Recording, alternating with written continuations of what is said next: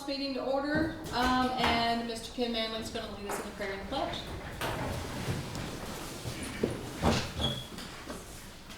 Heavenly Father, thank you for this day. Thank you for giving us the opportunity to come together and do what is best for the city of Ballinger and the citizens of Ballinger. Guide us through this process this evening so we can make the right decisions. In Jesus' name I pray. Amen. Amen. I pledge allegiance to the flag of the United States of America and to the republic for which it stands, one nation, under God, indivisible, with liberty and justice for all. Honor the Texas flag. I pledge allegiance to thee, Texas, one state, under God, one and indivisible. Thank you, Mr. Manley. Okay, I just want to note that we do have a quorum and all members are present at the dais.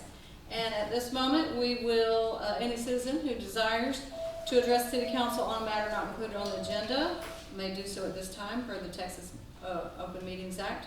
City Council may not deliberate on items presented under this agenda item and can only provide factual information in response to an inquiry or recite existing policy or consider placing the item on a future agenda. All presentations are subject to a 3-minute time limit. And we do have 2 citizens who have signed up to speak, and that is Miss Jenny Fulton. Would you like to say something? Yes. You don't have to stand there. You don't have to stand up. Okay. I've had a lot of experience with Judge Little, and I always felt her to be very fair professionally, not only to the city of Ballinger, but to my clients too, that I have laid out. And it's always been, I hope, a good working relationship with her. I have all the respect in the world for her. Okay, thank you. Miss Jody? I've known Judge Will a long time and stuff, and what I really admire about her, you might not always agree with her or like her, but she's not a pushover. And at this day and time, you know, when you start feeling your teenagers, you know, their parents think they do nothing wrong. She's not afraid to stand up and say, no, you know, she'll stand her ground and won't be a pushover. Okay, thank you, appreciate that. Okay, those are the only 2 that signed up, so we'll go ahead and move on to our consent agenda. And all consent agenda items listed are considered to be routine by the City Council and will be enacted by one motion. There will be no separate discussion of these items unless the council member or citizen so requests, in which event the item will be removed from the consent agenda and considered separately. Or A is the minutes, approval of the minutes of the September 13th, 2021 meeting. Hallowfest, request from the Ballinger Police Department to hold their annual Hallowfest at the Community Center on October 30th through the 31st, 2021 from 6 to 9 p.m. Trick or Treat being on October 31st, being held by Ballinger Chamber of Commerce, Park Board, and individual businesses along 8th Street. Circus, the Park Board has been approached to sponsor a one-day event. This event is the circus and will be held within the city but not on city-owned property and will be on April 1, 2022. So those are the items under the consent agenda. Mayor, I have one note that needs to be corrected in the minutes. I don't know how I missed it in reviewing them. Under the manager's report from the police department, it should read issued 121 citations, I believe. Oh, because the calls for service are prior to that. And I'm sorry, Benita, I missed that one. You sent it to me to review. I just caught it just now. Okay.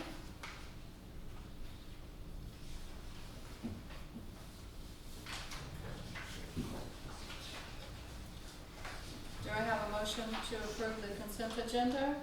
I'll make that motion. Second. All in favor? Aye. Motion carries.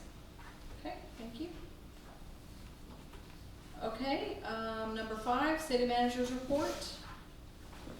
Mayor, Council, we'll go ahead and get the police department's activity report.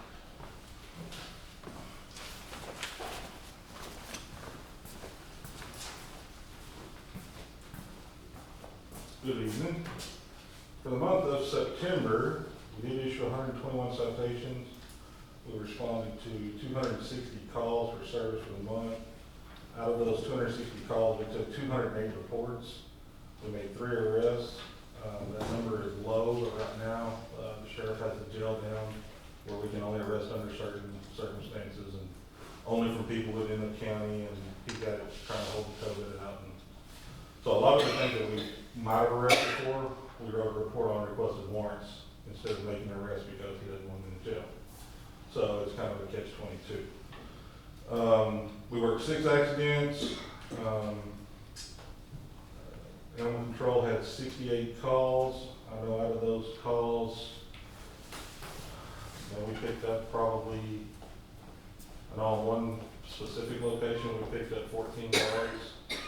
She picked up several others. One of those, she probably adopted out 8 or 10, and probably that many or more have went to rescue. She's really been working that, and the dogs are getting in and out. Several of them were released back to the strays that picked up. Owners come and got them, got the shots up to date and everything. So, I mean, she's working animal control good, and things are working out there. So, any questions? And we got our new person last Friday. What are you allowed to arrest on? Just violence? He wants some kind of violent offense. He doesn't want any Class C misdemeanors, which takes out public intoxications, stuff like that, Class C thefts from the convenience stores. Then he will not allow us to arrest anybody outside of Reynolds County. He's under contract with Concho County and Coke County, and they can only arrest and bring to the jail from Concho, people within Concho County and people within Coke County. So it's not just us he's limited. I mean, he's limited them too. But anybody that we stop coming through with drugs, then we have to write a report on it, request a warrant. He doesn't want anybody from San Antonio or Austin. It's just. Why? Has he given you an explanation? Now, in the email that I got, it was just the specifications that he put on it. I don't know if it's because those are supposed to be more prevalent with COVID. I don't know. There's several jails around the state like that. Just Like on somebody traveling through, then we seize it and write a report. Which way is it? We do seize all the narcotics and anything we come in contact with, find and search. If the dog is running, hit, then we find them good. And then we just submit a case to the district attorney and get a warrant issued or indictment issued, and then they get stopped again, they get picked up in whatever county there, if they'll allow them to be picked up. And they go to jail that way. Okay, Thank you. Thank you. thank you. Mayor, Mayor, Council, the next one will be the public works update or report. Good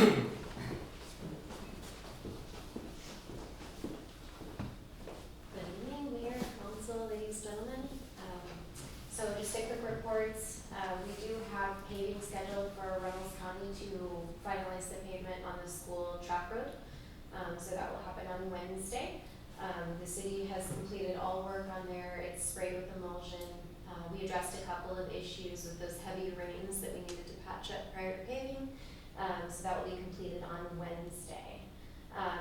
Most of our crew currently is on the 7th Street sewer project where we're running a new sewer line in that 700 block. Got a little waylaid by an issue 1 block up, but they addressed that this past week. The cattle guard on that 700 block is now out.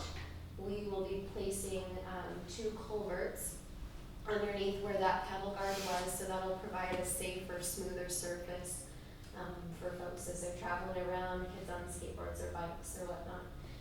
So that's where our crews are currently. We have one of our newer employees has been fully trained up on the brush truck. So Mr. Taylor is running that brush truck full time, except for if we need to pull him off to utilize his CDL for hauling materials or things like that.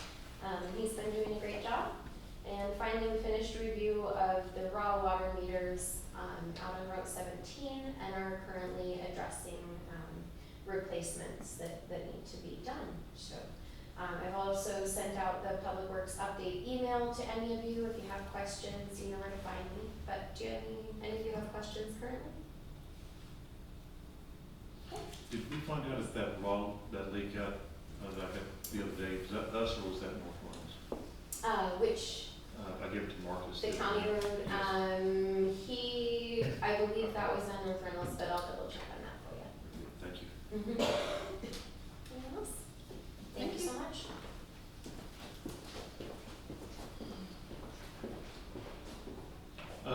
The last thing is, well, if you want to update what we have on the delivery date. So we have a soft delivery date for quote unquote the end of the month. On the Pothole Pro hybrid dig system, that'll be our pothole repair machine.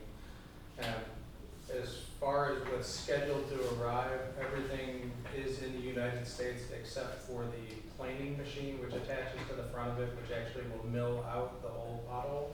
And why they can't just deliver it without that is because it has to be fit to that specific machine. So as soon as it gets here from Italy, it was shipped 2 weeks ago. So it's sitting on a freight liner somewhere on its way here, and everything else is either already in San Angelo or should be showing up in the next 2 weeks. The other update is once council adjourns, anybody that would like to, Chief Cornett has brought one of the new units up here for everybody to look at and take a gander at it. And so please feel free to look at it. We're proud of them. We went and picked them up a week ago. Last Friday. Well, last Friday. And we went and picked them up. They started out in Caldwell County and made a trip up to the Metroplex for graphics. And then we brought them here. And so they come fully equipped, they're ready to go. The only thing that is missing is a docking station for the computers. And like And we everything have else. those located and we'll be here shortly. So they'll be hitting the road here pretty quick. And so it's exciting, it's something new. They've got some really neat pieces of equipment on there for the officers, and so we're excited about it. So please stop by after the meeting and take a look at it. Okay, thank you. Yes, ma'am. So at this time, it is 5:40. The future agenda. Oh, sorry. I just missed that. At this time, we will take suggestions for any future agenda items. Just to give council a heads up, kind of some of the things that will be coming up on future agendas. I'm not sure, I haven't heard back from Conley Company if it's going to be the 18th or the first meeting in November, but the 2019 audit has been received. There was a host of deficiencies. However, we've worked with them diligently and we addressed the deficiencies, so they'll be coming in to present the final report. They are actively working with the Peacocks to get the 2020 done. So that's going to be coming up on the 18th or the 1st. The 18th tentatively, I have Ken Martin from Jacob Martin coming to give an update on the Abilene Water Project. The 18th will be our financial report meeting. That's where you'll receive your latest update on the financial report. And then on the 18th, we'll also be discussing more about the Bob's Committee and trying to get the word out about, hopefully people will get their stuff squared away so that they don't even have to come to the Bob's. But that's what I have for future agendas, either the 18th or the 1st. I just got to get some feedback. Okay, does anybody else have anything that they would like to add to the agenda? Okay. All right, so again, the city council reserves the right to adjourn into executive session at any time during the meeting to discuss any matters listed. So, according to section 551.071, we will adjourn into executive session for consultation with our city attorney at this time, and it is 5:46.